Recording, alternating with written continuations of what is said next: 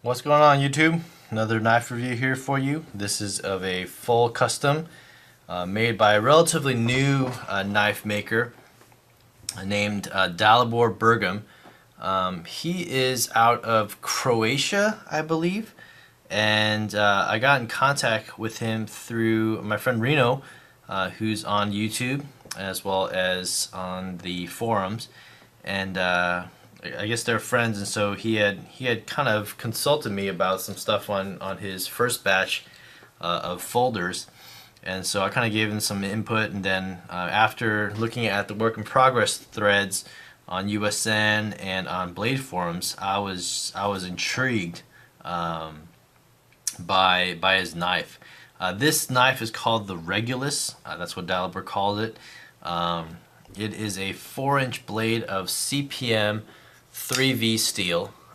It is 0.22 inches thick. I mean, you just look at that monster thickness. And the titanium measures out at 0.187 thickness titanium. So, I mean, you can imagine this thing is a tank, like literally a tank in your hands.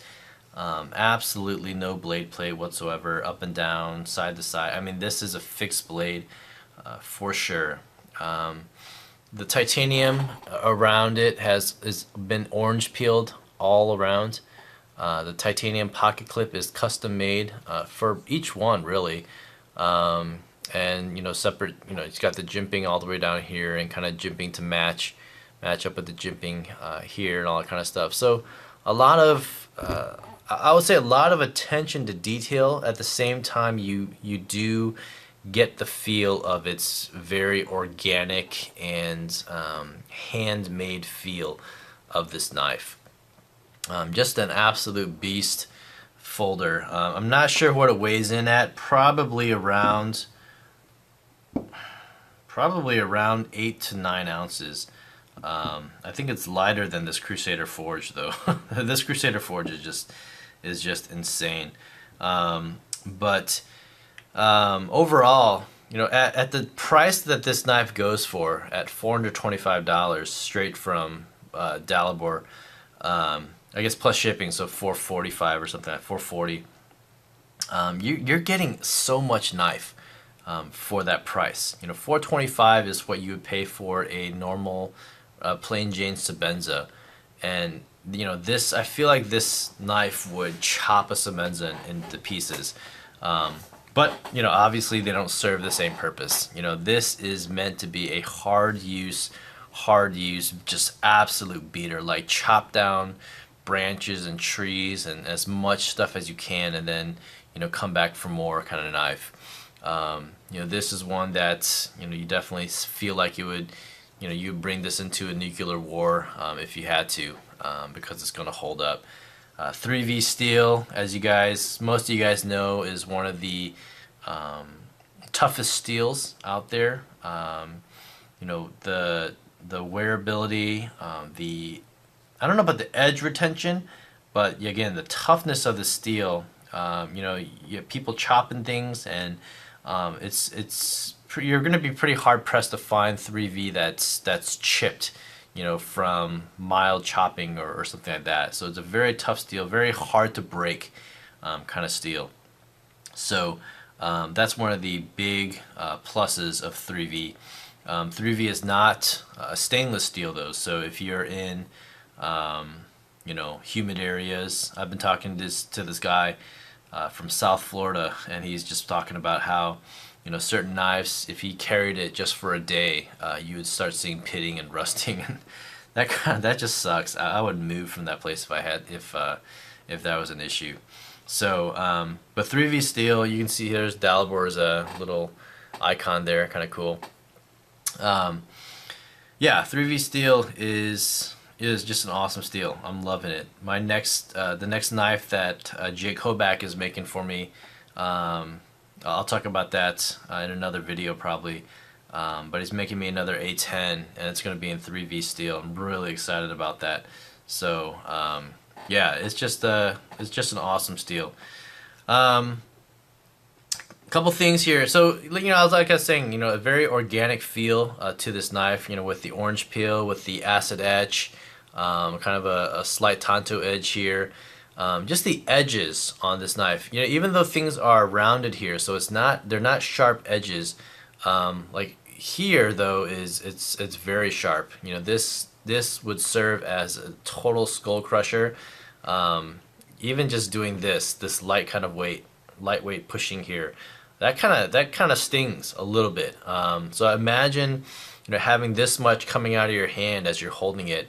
If you're to do some kind of, skull crushing or anything like this with this end of the knife, you're gonna kill them. You're gonna kill them. You don't even have to stab them. You're gonna kill them like this. You're gonna put a hole in their head or in their arm or whatever. So that's a pretty crazy, pretty crazy looking knife here. Really quick, as I'm thinking about what else to say about this knife here. Here's a size comparison against the Metro Tactical from Crusader Forge. Here's the Farid Mare in S90V. So this one's still obviously a larger knife with its 4.6-inch blade. The Hinder XM24, now with titanium scales. Comparable size right there, but the Dalibor is, man, when I first got the XM24, I thought it was like the sturdiest and biggest knife out there, and then the Dalibor and these Crusader Forge just make this thing seem like a everyday carry size. It's just ridiculous, and then Sabenza right here, on top of the Dalibor, it's just nuts. So this knife is just absolute beast. You got the flow through construction. These are all, Dalibor is using like premium quality materials. This is 6L 4V titanium. The spacers here are all titanium. The thumb studs here are titanium. So I'm going to be doing a video, I said this in my Strider video, about the titanium against titanium versus steel, and some of these makers, what they do, or how materials that they're using, or with carbonizing and all that kind of stuff. I don't know. I think some knife makers and stuff like that, I don't know. It's without excuse. Some of the things that they're doing, it doesn't make sense. And I was talking to Dalibor a lot. And a lot of things about this knife just make sense. Titanium on titanium, so that it's not going to bust up and start, building lock rock and all that kind of stuff, because they're at equal hardness. The Rockwell hardness, whatever titanium is set at, I think 40 something. It's not going to start, bumping into each other and then starting, deforming the titanium because of a steel.